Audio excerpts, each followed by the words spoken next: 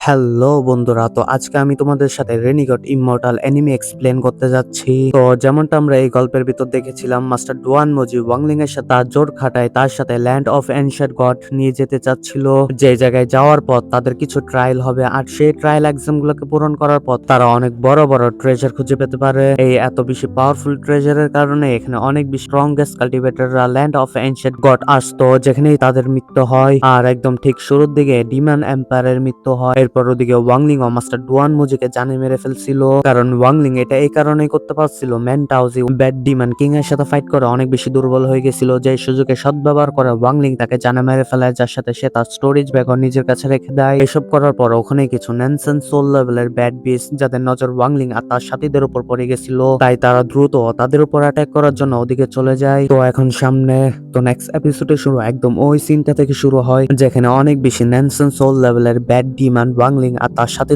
দিকে আসতেছিল। কিন্তু এসব দেখে তো ওয়াংলিং একটু ডরায় না, উল্টা সে তার ড্রাগন টেকনিক ব্যবহার করে তাদের মোকাবেলা করতে থাকে। কিন্তু যেহেতু এখানে ওয়াংলিং তার ফার্স্ট ট্রায়াল এক্সাম কমপ্লিট করে ফেলেছে, তাই সে টেলিপোর্ট হয়ে সেকেন্ড এক্সাম ট্রায়াল দেওয়ার জন্য চলে আসে। যেখানে আসার সময় ওয়াংলিং তার ড্রাগন টেকনিক ব্যবহার করার কারণে তার সাথে ওখানে আরো অনেক বেশি ব্যাড ডিমান চলে আসছিল, কিন্তু তাদের ভিতর তো একজন লিডারও ছিল, তাই ওয়াংলিং তার ব্যাড ডিমান ব্যবহার করে ওই লিডারটাকে জানে মেরে ফেলে। তাই ওখানে এখন যত ছোটখাটো নর্মাল ব্যাড ডিমান থাকবে, ওয়াংলিং আর তার ব্যাড ডিমানের কথা শুনবে, যেটা দেখে লিনজুয়ানের তো জেলাস হচ্ছিল যে ওই বড় ব্যাড ডিমানের কাছে এখন এত বেশি চাকর চলে আসছে, কিন্তু তার কাছে এখনো কোনো চাকর নাই। ওদিকে আমরা ওয়াংলিং কে দেখি যেখানে ম্যান টাউজি স্টোরেজ ব্যাগ কে বাইর করে ফেলে, যেটার উপর কোনো স্পিরিচুয়াল সিল ছিল না, তাই ওয়াংলিং বুঝতে পারে ম্যান টাউজি এখানে আসলেই জানে মারা গেছে। ওপেন করার পর ওয়াংলিং তো ওটার ভিতর অনেক ধরনের স্পেশাল স্পিরিট স্টোন পায়, যার সাথে ওখানে পয়জন ক্যালিড্রন ছিল, যেটা কিনা এখন ভাঙা, যে পয়জনিয়াস ক্যালিড্রনটাকে ম্যান টাউজি তার মাস্টার থেকে চুরি করছিল, আর সে তার পুরো লাইফে ওই ক্যালিড্রন ফার্নেসটাকে পয়জন দিয়ে আসছিল। তার মানে এই ক্যালিড্রন ফার্নেস অনেক বেশি ক্ষমতাবান হবে, তাই ওয়াংলিং ভাবতেছিল কেননা আমি এটা ব্যবহার করে আমার সোয়ার্ডকে রিফাইন করে আপডেট করে ফেলি, যেটা ভাবার সাথে আমরা দেখি ওয়াংলিং ঠিক এরকমই করে। সে ওই পয়জনিয়াস ক্যালিড্রন ফার্নেস থেকে পয়জন বাইর করে ফেলে, যেটা কিনা সে তার ফ্লাইং সোর্ডের সাথে ম্যাচ করে ফেলে। এটা করার কারণে ওয়াংলিং এর ফ্লাইং সোর্ড একটি সোল ফরমেশন লেভেলের আর্টিফ্যাক্ট হয়ে গেছে, যেটাকে ব্যবহার করে ওয়াংলিং কোনো ন্যানসেন সোল লেভেলের ওয়ারিয়রকে শুধু একটি স্ট্যাকে জানে মারতে পারবে। তাই এখানে তো লিনজন ওয়াংলিং এর প্রশংসা করা শুরু করে দেয় যে মাস্টার, এখন তো আপনি আগের থেকে অনেক বেশি ক্ষমতাবান হয়ে গেছেন। যেটা শুনে ওয়াংলিং তো কোনোই জবাব দেয় না, উল্টা সে তার ফ্লাইং সোর্ডকে নিজের কাছে রাখার পর ওই ব্যাড ডিমান্ডকে বাইরে সমান করে ফেলে, যার কাছে এখন আরো অনেক বেশি মিনি ব্যাড ডিমান্ড ছিল, যেগুলো সে অনেক ভালো করে ফায়দা উঠাচ্ছে। এসব দেখে লিনজোয়ানের তো জেলাস ফিল হয়। তখনই ওয়াংলিং তাদের দুজনকে বলে, চলো আমার সাথে চলো, আমাদের সেকেন্ড ট্রায়াল এক্সাম কমপ্লিট করতে হবে, যেটা কিনা একটা ব্রিজ ছিল। এই ব্রিজের বাইরে যাওয়ার পর ওয়াংলিং একটি দেওয়ালে লেখা দেখতে পাই, যেখানে বলতেছিল যে একবার সামনে চলে যায় তার কখনোই পিছনে দেখা উচিত নয়। যেসব পরে ওয়াংলিং তো কোনো কিছুই বুঝতে পারে না, সে ভাবে মনে হয় এই ব্রিজের কোনো না কোনো বিশেষ গুণ তো থাকবেই, তাই সে লিনজুয়ানকে বলে সামনের দিকে যাও, যেটা শুনে লিনজুয়ান তো খুশি হয়ে যায়। আর সে ব্যাড ডিমানকে বলে তোমার থেকে এখনো বেশি মাস্টার আমার উপর ভরসা করে। সে এভাবে বলতে বলতে সামনের দিকে চলে যায়। সামনের দিকে কিছুক্ষণ যাওয়ার পর সে আবারও পিছনে চলে আসে, তার মানে তার কিছুই হয় নাই, যেটা দেখে ওয়াংলিং তো অনেক বেশি সারপ্রাইজ হয়ে যায়। কিন্তু ওয়াংলিং এখনো মেক শিওর হয় নাই, তাই সে আরো একটি ছোট ব্যাড ডিমানকে ব্রিজের উপর পাঠাই দেয়, যেখানে একটু সামনের দিকে যায়। পিছনের দিকে আসতে যাবে তখনই হঠাৎ করে তার পিছনে একটি ক্র্যাক টাইম পোর্টাল ওপেন হয়ে যায়, যেটা কিনা দ্রুত তাকে গিলে ফেলে। যেটা দেখে ওয়াংলিং তো বুঝে যায় তার কাছে কোনো স্পেশাল অ্যাবিলিটি ছিল না, তাই ওই পোর্টাল তাকে গিলে ফেলে। কিন্তু লিনজনের সাথে এমনটা হয় না, কারণ সে একটি সোলো ছিল যার সাথে তার কাছে কিছু বিশেষ অ্যাবিলিটিও ছিল। তাই এসব ভেবে ওয়াংলিং শেষ পর্যন্ত ধীরে ধীরে সামনের দিকে যাওয়া শুরু করে দেয়। তার মানে এখানে ওয়াংলিং এর সেকেন্ড ট্রায়াল এক্সাম শুরু হয়ে গেছে। এরপর কিছুক্ষণ সামনে যাওয়ার পর ওয়াংলিং এর চারদিকে কুয়াশা পড়ে গেছে, যার কারণে ওয়াংলিং এখানে পুরোপুরি একা। তার সাথীরা হঠাৎ করে কোথায় চলে গেছে ওয়াংলিং তো এখানে কিছুই বুঝতে পারতেছিল না। তখনই হঠাৎ করে আমরা দেখি ওয়াংলিং এর উপর একটি ড্রাগন অ্যাটাক করতে থাকে, যেটার হাত থেকে বাঁচার জন্য ওয়াংলিং সামনের দিকে পালানো শুরু করে দেয়। কিন্তু ওই ড্রাগন তো অনেক দ্রুত মুভ করে ওয়াংলিং এর সামনে চলে আসে, যেখানে সে তার সামনে অনেক জোরে জোরে শ্বাস নিতেছিল, যেটা দেখে ওয়াংলিং তো নিজেকে শান্ত করে বলে, তুমি কোনো আসল ড্রাগন নয়, যদি তুমি কোনো আসল বিস্ট হতে তাহলে তোমার অ্যাক্টিভ ব্রেথই আমাকে পিছনে সরাই দিত। তার মানে তুমি কোনো আসল ড্রাগন নও, শুধু একটা ইলিউশন। যেটা বলার সাথে ওয়াংলিং সামনের দিকে যাওয়া শুরু করে দেয়। আর ওয়াংলিং এর কথা একদমই সত্যি ছিল, কারণ ওটা কোনো ড্রাগন ছিল না, শুধু একটা ইলিউশন। আর এভাবেই কিছুক্ষণ সামনে যাওয়ার পর হঠাৎ করে আমরা দেখি ওয়াংলিং এর পিছনে ওয়াংলিং এর মম ড্যাড চলে আসে, যেখানে ওয়াংলিং এর নাম চিল্লাই বলে, ওয়াংলিং আমরা তোমার জন্য খাবার নিয়ে আসছি, এত বছর পর তুমি কি আমাদের হাতের খাবার খাবে না? যেটা শুনে ওয়াংলিং তো ইমোশনাল হয়ে যায়, কিন্তু সে জানতো এটা শুধু একটা ইলিউশন। ইলিউশন। সে নিজের মনকে বারবার বুঝাচ্ছিল যে এটা শুধু একটা ইলিউশন, পিছনে তাকানোর কোনোই দরকার নাই, যেটা বলার সাথে সে ধীরে ধীরে সামনের দিকে যাওয়া শুরু করে দেয়। তখনই হঠাৎ করে ওখানে মাস্টার ট্যাঙ্ক চলে আসে, যে কিনা অনেক বেশি আগে ওয়াংলিং এর প্যারেন্টস কে ধরে ফেলে, আর সে তার গ্র্যান্ডসনের প্রতিশোধ নেওয়া শুরু করে দেয়। ব্যথায় এসে ওয়াংলিং এর প্যারেন্টস ওয়াংলিং এর নাম চিল্লানো শুরু করে দেয়, কিন্তু ওয়াংলিং জানতো এটা শুধু একটা ইলিউশন। কিন্তু ইলিউশন হওয়া সত্ত্বেও ওয়াংলিং এসব শুনে আর এসব দেখে তার তো অনেক বেশি রাগ করতেছিল, তাই সে জোরে তার হাতের মুঠ বন্ধ করে ফেলে, ইভেন কি তার হাতের থেকে রক্ত পড়তেছিল। তখনই পিছনের দিক দিয়ে ওয়াংলিং এর মম চিল্লাই বলে, ওয়াংলিং, তোমার দেওয়া ওই ডিভাইন কনসিয়াসনেস আমি ব্রেক করে ফেলেছি। তুমি ওয়াদা করেছিলে এই ডিভাইন কনসিয়াসনেস পিল ভাঙার পর তুমি সাহায্য করার জন্য চলে আসবে, কিন্তু তুমি তো কোনো সাহায্যই করতেছো না। তুমি আমাদের সাথে প্রতারণা কিভাবে করতে পারো? যেসব শুনে ওয়াংলিং তো তার পুরনো স্মৃতি মনে করে যে ওয়াংলিং এর মম ড্যাড তাদের মৃত্যুর কাছাকাছি চলে আসছিল, তারপরও তারা ওই ডিভাইন কনসিয়াসনেস পিলটাকে ভাঙতেছিল না, কারণ তারা যে কোনো উপায় ওয়াংলিং কে শুধু প্রোটেক্ট করতে চায়। এসব মনে করে ওয়াংলিং সামনের দিকে যায়, কান্না করে বলে এটা শুধু একটা ইলিউশন, যদি তারা আমার রিয়েল মম ড্যাড হতো তাহলে তারা কখনোই এরকমটা করতো না। যেটা বলার সাথে ওয়াংলিং সামনের দিকে চলে যায়। তখনই হঠাৎ করে আমরা দেখি তার সাথীরাও তার কাছে চলে আসে, তার মানে ওয়াংলিং এর এখানে সেকেন্ড ট্রায়াল এক্সামও কমপ্লিট হয়ে গেছে। এখানে ওয়াংলিং এর এটাই সেকেন্ড ট্রায়াল এক্সাম ছিল যে ওয়াংলিং ইলিউশনের সাথে কিরকম রিয়াক্ট করে। যদি সে ইমোশনাল হয়ে পিছনের দিকে তাকাতো তাহলে হয়তো সে এখানেই জানা মারা যেত। এখানে নিজের সেকেন্ড ট্রায়াল এক্সামও সাকসেসফুলি কমপ্লিট হওয়ার পর ওয়াংলিং এর সামনে third trial exam teleportation formation আরে অ্যাক্টিভেট হয়ে যায়। যে পোর্টালটাকে পার হওয়ার পর আমরা দেখি ওয়াংলিং তার সাথীদের নিয়ে ফরবিডেন মাউন্টেনে চলে আসে। ফরবিডেন ট্রায়াল এটা থার্ড ট্রায়াল জায়গা যেখানে মানুষদের সামনের দিকে যায় উপরে উঠতে হবে, কিন্তু মেন সমস্যা এটাই হলো রাস্তায় অনেক বেশি ব্যান ফরমেশন আছে। এই ফরমেশন স্পেশালি এই কারণে বসানো হয়েছে যে এই রাস্তাটাকে পার করবে সে যেন এখানেই জানে মারা যায়। ওয়াংলিং তো এই কথাটি বুঝতে পারে যে এই রাস্তাটি অনেক বেশি বিপজ্জনক, তাই সে কিছু মিনি ব্যাড ডিমান্ড সামনের দিকে পাঠায় দেয়, যেখানে ফরমেশন আর অ্যাক্টিভেট হয়ে তাদেরকে এখানেই জানে মেরে ফেলে। যেটা দেখে ওয়াংলিং তো বুঝে যায় যে এই ব্যান ফরমেশন অনেক বেশি বিপজ্জনক, যার সাথে সে আরো একটি কথা বুঝতে পারে, তার আগে এখানে আরো একজন কেউ আসছিল। তার মানে এখন তার প্রত্যেকটি পদক্ষেপই অনেক ভাবনা চিন্তা করে নিতে হবে, যার সাথে আমরা ওই মানুষটাকে দেখে যে কিনা আর কেউ না, ডিজাইন ডিমান কিং, যে কিনা ব্যান ফরমেশনের ব্যাপারে অনেক ভালো নিজের কাছে নলেজ রাখে। তাই সে খুব সহজে ফরবিডেন মাউন্টেনের উপরের দিকে যাওয়া শুরু করে দেয়। আর যদি তার সামনে কোনো ব্যান ফরমেশন আসতো তাহলে সে তো খুব সহজে ওটাকে ব্রেক করে ফেলতো, কারণ আজ থেকে 1000 বছর আগে ডিজাইন ডিমান কিং তার মাস্টারের সাথে এই জায়গায় আসছিল। ডিজাইন ডিমান কিং এর সুপ্রিম মাস্টার তাকে এই কথাটি বলেছিল এই ব্যান ফরমেশন অনেক বেশি বিপজ্জনক হয়, কিন্তু এই ফরমেশনটিকে ভাঙার দুইটি রাস্তা থাকে। একটি তো তুমি অনেক খারাপ ভাবে এই ফরমেশনটাকে ভেঙে ফেলো, যার কারণে তোমার কাল্টিভেশন লেভেল অনেক বেশি হাই হতে হবে। আর 2 নম্বর রাস্তা এটাই, তুমি এই পুরো ফরমেশনটাকে স্ক্যান করে ডিকোড করো, যার কারণে তুমি এই ব্যান ফরমেশনের দুর্বলতা খুঁজে পাবে। এমনটা করার পর তোমার কাছে এই ব্যান ফরমেশন ভাঙায় বেশি কষ্টকর হবে না। আর এখানে ডিজাইন ডিমান কিং ওই রেকর্ডিং টেকনিকটাকে খুব সহজেই শিখে ফেলেছিল, যার কারণে সে খুব সহজেই ধীরে ধীরে সামনের দিকে যাচ্ছে, যার সাথে সে কিছুক্ষণ সামনে যাওয়ার সাথে সাথে পিছনে মোড়ে ওই ব্যান ফরমেশন গুলাকে আবারও বানাচ্ছিল।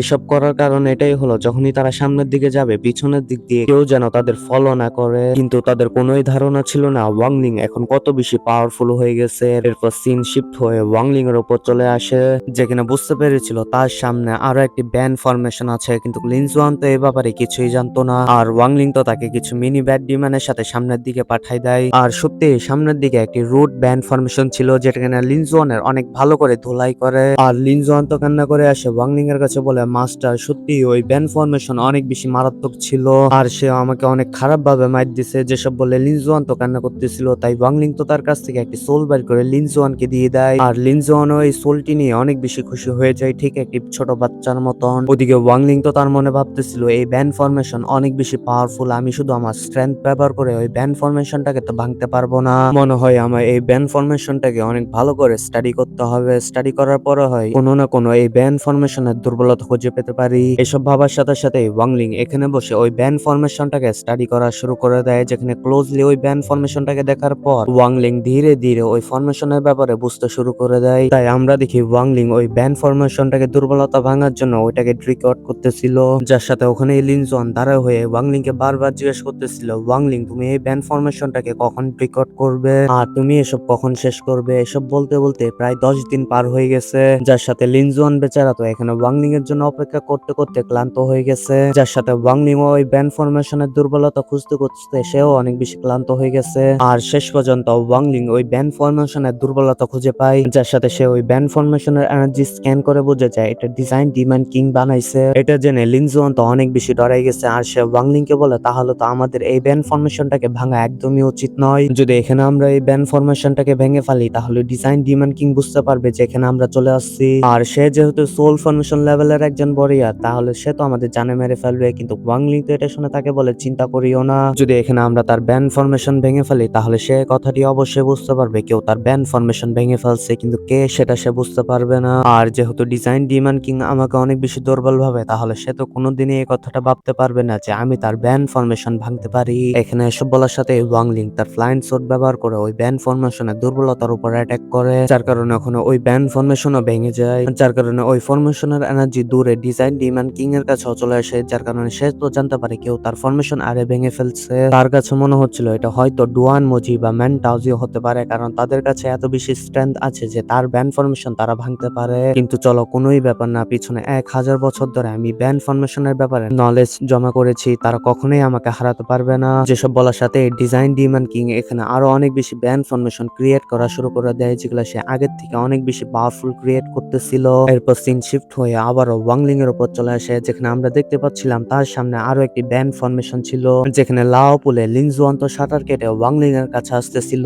লিনজুয়ান তো কান্না করে বলতেছিল, ওয়াংলিং তুমি অনেক বড় বেশরম, কারণ তুমি সব সময় আমায় ফাঁসায় দাও, নিজে বাইরে থাকো। তোমার সাথে যখন থেকে আমি থাকতে শুরু করেছি 2 মিনিটের অশান্তির শ্বাস নিতে পারি নাই। কিন্তু ওদিকে আমরা ওয়াংলিং কে দেখেছি কিনা এই ফায়ার ব্যান্ড ফরমেশনটাকে বোঝার চেষ্টা করতেছিল। সে এই ব্যান্ড ফরমেশনটাকে স্টাডি করে বুঝে যায় যে এই ফরমেশন তার ডিভাইন ক্রিস্টাল দিয়ে বানানো হয়েছে। তো যদি এখানে ওয়াংলিং তার স্পিরিচুয়াল এনার্জি ব্যবহার করে ওই ডিভাইন ক্রিস্টালটাকে ভেঙে ফেলে তাহলে ওই ব্যান্ড ফরমেশন ভেঙে যাবে। তাই আমরা দেখি ওয়াংলিং ঠিক এরকম করা শুরু করে দেয়, সে নিজের স্পিরিচুয়াল এনার্জি ব্যবহার করে বারবার ওই ডিভাইন ক্রিস্টালের উপর অ্যাটাক করতেছিল, যার কারণে শেষ পর্যন্ত আমরা দেখি ওই ব্যান্ড ফরমেশন ভেঙে যায়। তাই এখানে লিনজুয়ানের তো জান বেঁচে যায়, সে খুশি হয়ে বলে সাব্বাস ওয়াংলিং, তুমি শেষ পর্যন্ত এটা করে দেখাইছো। আমি তো প্রথম থেকেই জানতাম আপনি এটা করে দেখাতে পারবেন, কিন্তু আপনার উপর আমার 1%ও বিশ্বাস ছিল না। চলো মাস্টার সামনের দিকে যাওয়া যাক। আর এসব ধরনের কথা বলে তার আরো একবার সামনের দিকে যাওয়া শুরু করে দেয়। এখানে এভাবে ওয়াংলিং আর লিনজুয়ান আগামী কিছু মাস পর্যন্ত ব্যান্ড ফরমেশনের সাথে মোকাবেলা করে,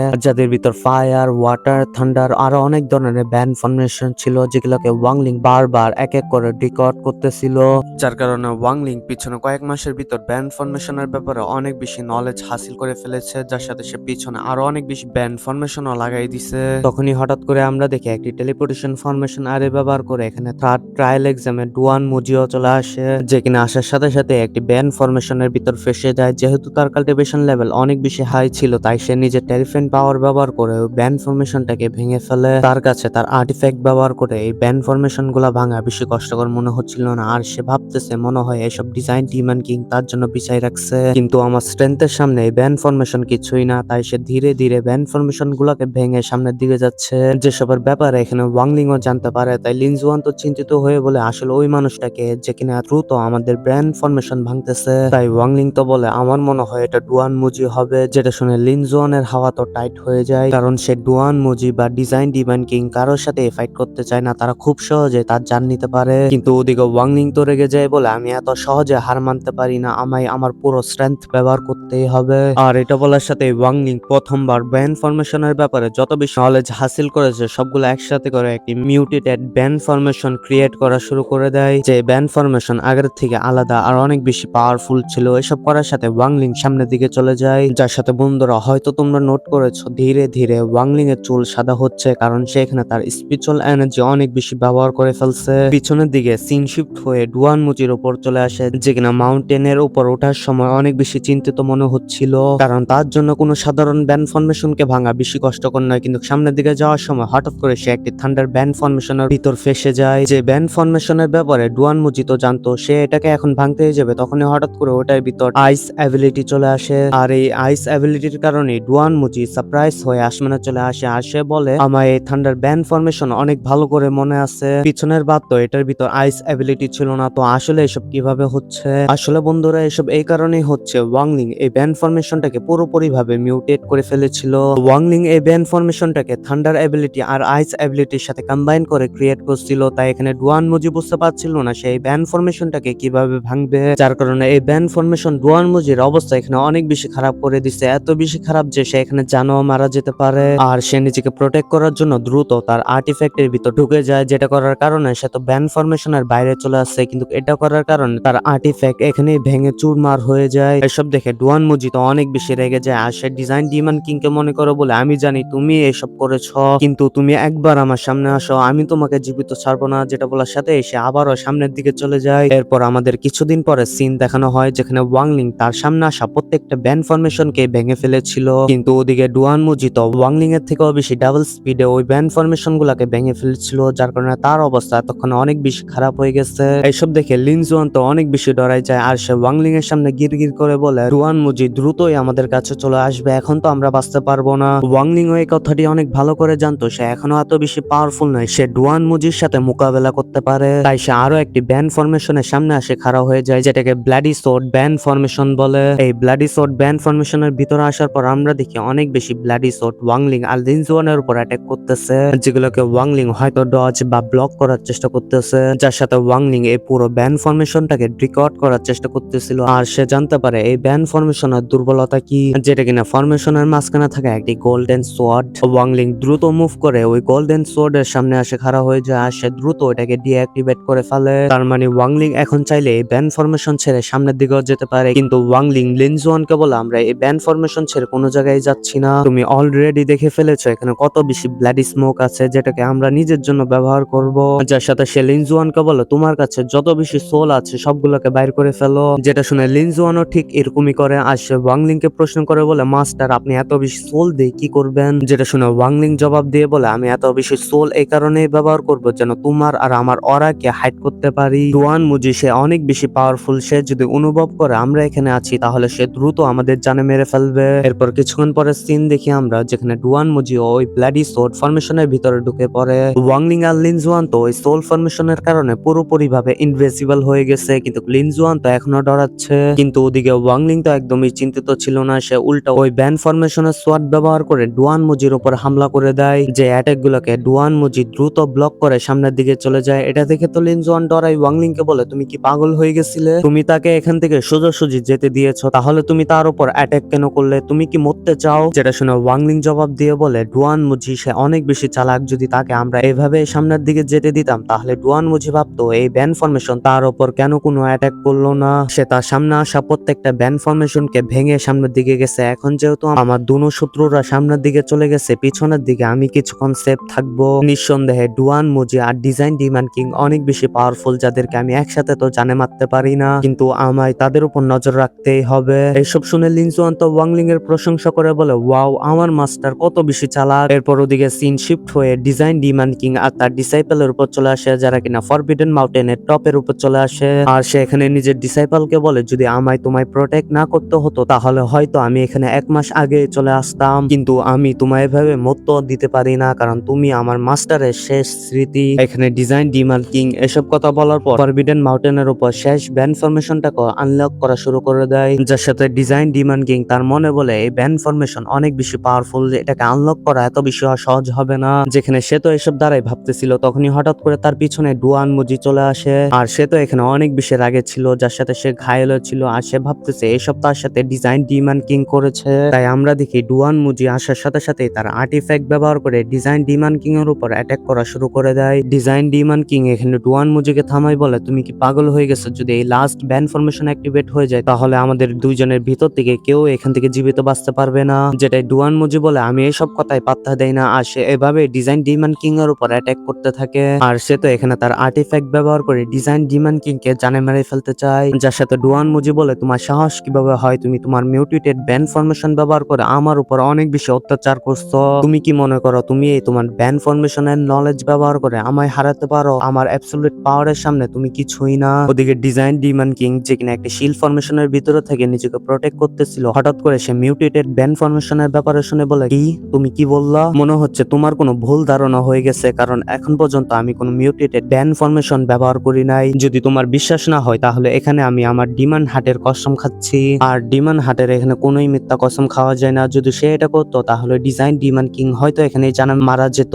যেটা দেখে ডুয়ান মুজি বুঝে যায় এটা ডিজাইন ডিমান কিং না, তাই তারা দুজন ডিসকাস করে বলে, তাহলে ওই মানুষটাকে। আর মনে হচ্ছে আমরা দুইজন ছাড়াও এখানে ফরবিডেন মাউন্টেনে আর কেউ একজন আছে। ওয়াংলিং যে কিনা দূর থেকে তার ফরমেশন ব্যবহার করে ডিজাইন ডিমান কিং আর ডুয়ান মুজির ফাইট দেখতেছিল, সে এখানে এতক্ষণ পর্যন্ত লুকায় সঠিক সময়ের অপেক্ষা করতেছিল, কিন্তু এবার তার রিয়েল আইডেন্টিটি সবার সামনে শো হতে পারে। তাই আমরা দেখি ওয়াংলিং হঠাৎ করে তার স্পিরিচুয়াল এনার্জি ব্যবহার করে লাস্ট ব্যান ফরমেশনের উপর অ্যাটাক করে দেয়, যেন সে ওই ব্যান ফরমেশনটাকে অ্যাক্টিভেট করতে পারে। আর এসব করার সময় তাদের দুইজনের নজর হঠাৎ করে ওয়াংলিং এর উপর পড়ে যায়। আর ওয়াংলিং এসব করার কারণ এটাই হলো যেন তারা দুইজন ওই লাস্ট ব্যান ফরমেশনের মাঝখানে ফেসে জানে মারা যায়, যার সাথে আমরা ওই ব্যান ফরমেশনটাকে দেখি যেখানে তার থান্ডার এনার্জি ব্যবহার করে তাদের দুইজনের উপর অ্যাটাক করতেছিল। আর ওদিকে লিনজুয়ান তো চিল্লায় ডরে ওয়াংলিং কে বলতেছিল, তুমি পুরোপুরি ভাবে একটা মনস্টার, কারণ তুমি জানো না তুমি একা দুজন সোল ফরমেশন লেভেলের ওয়ারিয়ারের সাথে একা পাঙ্গা নিয়ে নিয়েছো। কিন্তু ওয়াংলিং তো জানতো সে কি করেছে। আর ওই থান্ডার ব্যান ফরমেশন তাদের উপর তার থান্ডার এনার্জি ব্যবহার করে অ্যাটাক করতেছিল।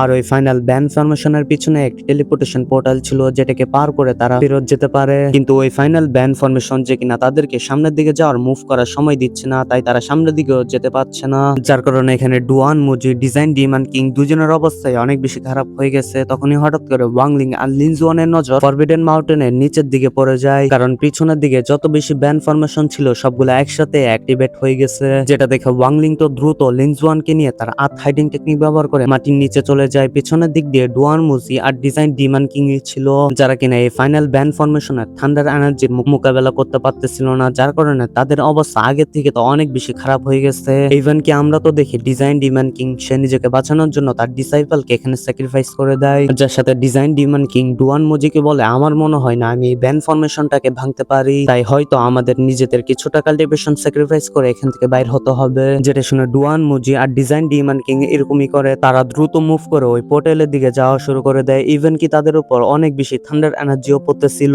আর এই অ্যাটাকের কারণে তাদের দুজনেরই প্রত্যেকের এক এক লেভেল করে নিচে পড়তেছিল। তারপরও তারা তাদের যান বাঁচায় এখান থেকে পলাই যায়। যাওয়ার সময় দুনো সিনিয়রের তো ওয়াংলিং এর উপর অনেক বেশি রাগ করতেছিল, কারণ ওয়াংলিং একজন জুনিয়র আর একজন জুনিয়রের কারণে তাদের কিছুটা কাল্টিভেশন লেভেল নিচে পড়ে গেছে। এখানে ডুয়ান মুজি আর ডিজাইন ডিমান কিং যাওয়ার পর ফরবিডেন মাউন্টেন পুরোপুরি ভাবে শান্তশিষ্ট হয়ে যায়। এরপর ওয়াংলিং তো এখানে এসে দেখে ডিজাইন ডিমান কিং এর যে ডিসাইপল ছিল তার হাত এখনো ওখানে উপস্থিত আছে, যে স্কেলেটনের ভিতর থেকে ওয়াংলিং কিছুটা ছোট ট্রেজার খুঁজে পায়। কি ওয়াংলিং ওটাকে স্ক্যান করার চেষ্টা করে, কিন্তু সে তার কনসিয়াসনেস ব্যবহার করে ওটাকে ডিকোড করতে পারে না। কিন্তু ওয়াংলিং তারপরও ওটাকে নিজের কাছে রাখার পর শেষ পর্যন্ত ওই ফাইনাল ব্যান ফরমেশনের কাছে চলে আসে, যেটা দেখে ওয়াংলিং তো খুশি হয়ে বলে, এখন যেহেতু এখানে আমার কোনো শত্রু নাই, তাই এখানে আমি তো আরামে বসে ওই লাস্ট ব্যান ফরমেশনটাকে ডিকোড করব। আর এমনটা বলার সাথে ওয়াংলিং তার স্পিরিচুয়াল এনার্জি ব্যবহার করে ওই লাস্ট ব্যান ফরমেশনটাকে ডিকোড করা শুরু করে দেয়। কিন্তু ওদিকে লিনজুয়ান বেচারা তো ওয়াংলিং এর জন্য অপেক্ষা করতে করতে বোর হয়ে যায়। আর ওয়াংলিং এর ওই ব্যান ফরমেশনটাকে ডিকোড করতে পুরো 3 বছর পার হয়ে গেছে।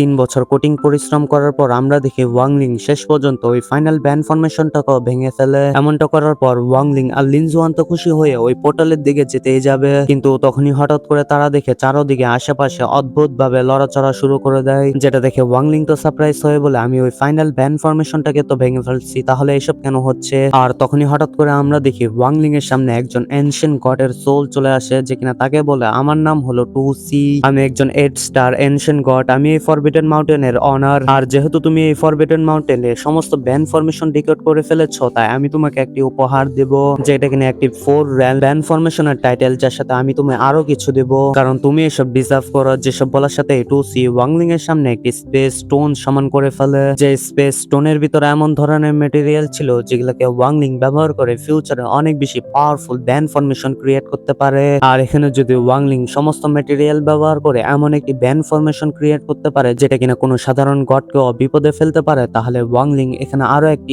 উপহার পাবে। আর হয়তো ওই উপহারটি একটি আর্টিফ্যাক্ট হতে পারে, আর ওই আর্টিফ্যাক্টটি এত বেশি পাওয়ারফুল হবে যে ওটার সামনে কোনো গড লেভেলের ওয়ারিয়ার টিকতে পারবে না। এসব বলে 2C এখান থেকে চলে যায়। এরপর ওয়াংলিং আর লিনজুয়ান ওই পোর্টালটাকে ব্যবহার করে আরেকটি জায়গায় চলে আসে। ওয়াংলিং তো এই জায়গাটাকে দেখে ভাবে হয়তো তার এখানে আরো একটি ট্রায়াল এক্সাম হবে, কারণ তার সামনে অনেক একটি বড় টাওয়ার ছিল। ওয়াংলিং প্রত্যেকবারের মতন এবারও লিনজুয়ানকে সামনের দিকে পাঠাই দেয় যেন সে ভিতরের দিকে যায় চেক করে। আর ভিতরে যাওয়ার পর লিনজুয়ান ওয়াংলিং কে বলে, ভিতরে একদমই সেফ, তুমি ভিতরে আসতে পারো। আর ভিতরে আসার পর ওয়াংলিং তো জানতে পারে প্রত্যেকটি ফ্লোরে অনেক বেশি পাওয়ারফুল ট্রেজার ছিল, যেগুলো কিনা ডিজাইন ডিমান কিং আর ডুয়ান মুজি ওয়াংলিং এর আগে এখান থেকে নিয়ে চলে গেছে। কিন্তু শুধু ওই টাওয়ারের ফাইনাল স্টেজে এমন একটি হিডেন ট্রেজার ছিল যেটার ব্যাপারে ডুয়ান মুজি আর ডিজাইন ডিমান কিং জানতে পারে না, যেটা কিনা ভাগ্যক্রমে লিনজুয়ান আর ওয়াংলিং খুঁজে পায়। লিনজুয়ান তো ওই হিডেন ট্রেজারটাকে উঠাতে যাবে, কিন্তু ওয়াংলিং তো তাকে সোজাসুজি মানা করে দেয়, কারণ ওই স্টোরেজ ব্যাগের আশেপাশে একটি সাধারণ ব্যান ফরমেশন ইনফরমেশন ছিল, কিন্তু তারপরও ওয়াংলিং ওইটাকে নিজের কাছে রেখে দেয় যেন সে পরে এটাকে খুলে চেক করে। আর এমনটা করার পর ওয়াংলিং তার সামনে ফাইনাল টেলিপোর্টেশন ফরমেশন আরের ভিতর ঢুকে যায়, যেটা কিনা তাকে নির্বাণা স্পেসের ভিতর নিয়ে আসে। ওয়াংলিং আজ পর্যন্ত যত বেশি ট্রায়াল এক্সাম দিয়ে আসছিল সেগুলো তার জন্য অনেক বেশি সহজ ছিল, কিন্তু এখন থেকে ওয়াংলিং যে ট্রায়াল গুলো দিবে এগুলোই তার জন্য মেন বিপদ। আর হয়তো এসবই তার জন্য ডিফিকাল্টি ক্রিয়েট করবে, কারণ এখানে আসার সাথে সাথে ওয়াংলিং এর মাথায় অনেক বেশি ব্যথা করা শুরু করে দেয়। ওয়াংলিং এখানে অনেক বেশি কষ্ট করে নিজেকে স্টেবল রাখে, যার সাথে সে বলে আচ্ছা তো এটা হলো নির্বাণা স্পেস, যেটার সাথেই আমাদের এই এপিসোড এখানেই শেষ হয়।